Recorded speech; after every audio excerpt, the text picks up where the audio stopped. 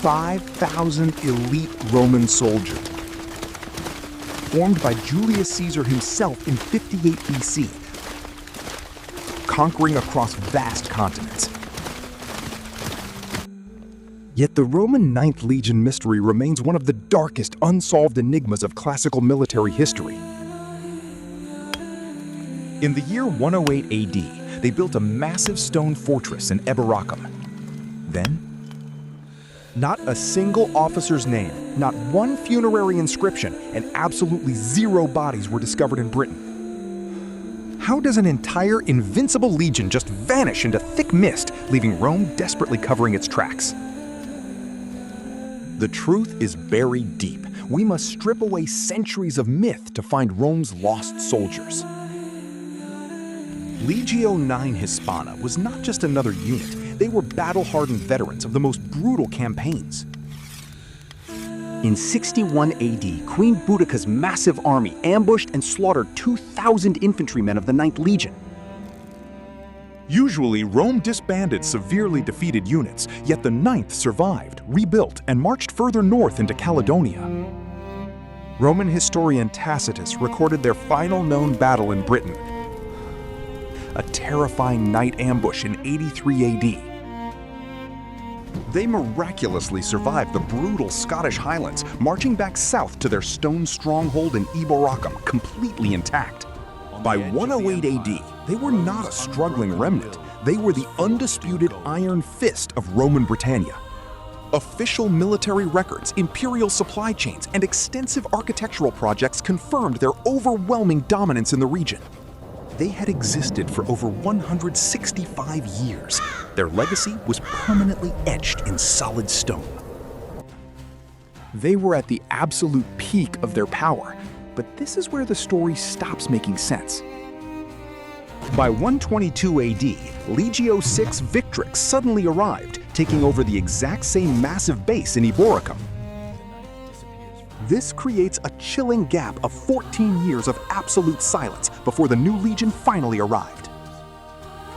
The Roman Ninth Legion mystery deepens dramatically because not one single officer left a grave behind here.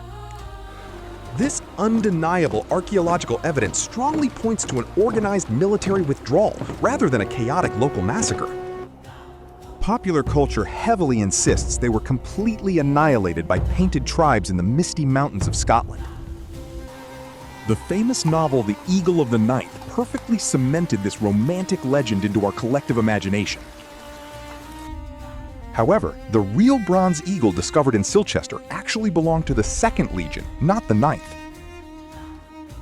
Instead of Scotland, the physical archaeological trail actually leads directly across the dark waters into continental Europe. In the Netherlands, excavations at Nijmegen uncovered several clay tile stamps explicitly bearing the 9th Legion's insignia. These continental artifacts were dated to the mid-2nd century, but this presents a massive, totally unsolvable chronological paradox. If they successfully reached the continent intact, their sudden, complete evaporation from all imperial records becomes deeply sinister. However, detailed archaeological analysis reveals these specific stamps likely belong to a small detachment, not the entire legion. If the main army never stayed in Europe, we must look toward the volatile eastern imperial borders. Historical records from Josephus Flavius absolutely confirm the formidable 9th Legion fiercely besieged Jerusalem in 70 AD. This vital Eastern experience made them the perfect elite candidates for deployment when a massive new rebellion erupted. In 132 AD, the catastrophic Bar Kokhba Revolt ignited Judea, becoming Rome's deadliest and most terrifying nightmare. Jewish rebels masterfully utilized elaborate underground cave networks to completely ambush and butcher heavily armored Roman patrols. The staggering imperial casualties forced Emperor Hadrian to desperately summon his finest elite legions from across Europe. Another elite Roman unit, Legio XXII Deotariana, stationed nearby in Egypt, also vanished without a single trace. Historians strongly suspect both highly decorated legions were completely eradicated in the brutal, suffocating Judean desert war. Losing 2 entire veteran legions simultaneously was a catastrophic humiliation that could easily collapse the fragile empire. To prevent widespread panic, Roman imperial bureaucrats systematically erased the Ninth Legion from all official public records. They almost succeeded in erasing them from history forever, but one specific imperial document accidentally revealed the truth. Roman historian Cassius Dio meticulously recorded the devastating aftermath of the brutal Judean conflict in his texts. In the year 135 AD, Emperor Hadrian returned to Rome to officially address the deeply anxious Senate.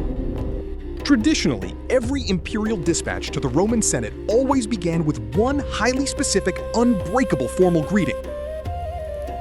The obligatory phrase was exactly, "If you and your children are well, I and the army are well." This exact formula had been strictly used by Victorian emperors for centuries to project absolute military invincibility. But on that grim day in Rome, standing before the gathered senators, Emperor Hadrian broke ancient tradition. Though the cost was great, In a Rome profoundly remained strong. shocking move, he completely Look now to the omitted the future mandatory administration of words about the provinces, health of his army. ensuring stability. Because the Roman army was not well. 2 entire legions had been utterly destroyed in the desert. This devastating, silent confession firmly places the doomed Ninth Legion squarely in the bloody sands of Judea. To completely hide this unmitigated disaster, their sacred standards were intentionally destroyed, their glorious names permanently stricken. Roman state propaganda was brutally effective. It successfully forced the world to believe the romantic Scottish myth. Rome successfully masked its absolute worst military disaster ever. But what physically remains of these missing 5,000? To this day, not a single piece of Ninth Legion armor has been unearthed in the Middle East. The terrifying power of the Roman imperial machine completely swallowed 5,000 men into absolute historical oblivion. They were aggressively erased from monuments, heavily censored in official texts, and physically wiped from human memory. The greatest military unit of antiquity was reduced to nothing but dust, shadows, and a chilling void. Did the legendary Ninth Legion actually perish in the misty Scottish mountains, despite all the archaeological evidence? Or were they quietly and brutally erased to cover up a crushing defeat in the Judean deserts? 5,000 elite Roman soldiers simply vanished, leaving behind only scattered silent stones and an eternal abyss. The true ultimate fate of the Ninth Legion remains buried forever in the deepest, darkest Roman shadows. The Ninth Legion did not vanish only from the battlefield. It disappeared into the machinery of Rome itself, into missing reports, softened language, rewritten victories, and the careful silence of an empire that could not afford to look defeated. And that is why this investigation cannot end with a single answer. Somewhere between the frontier mud, the broken standards, and the surviving fragments of Roman record, history left us not a conclusion, but a warning about how easily an empire can bury its dead twice.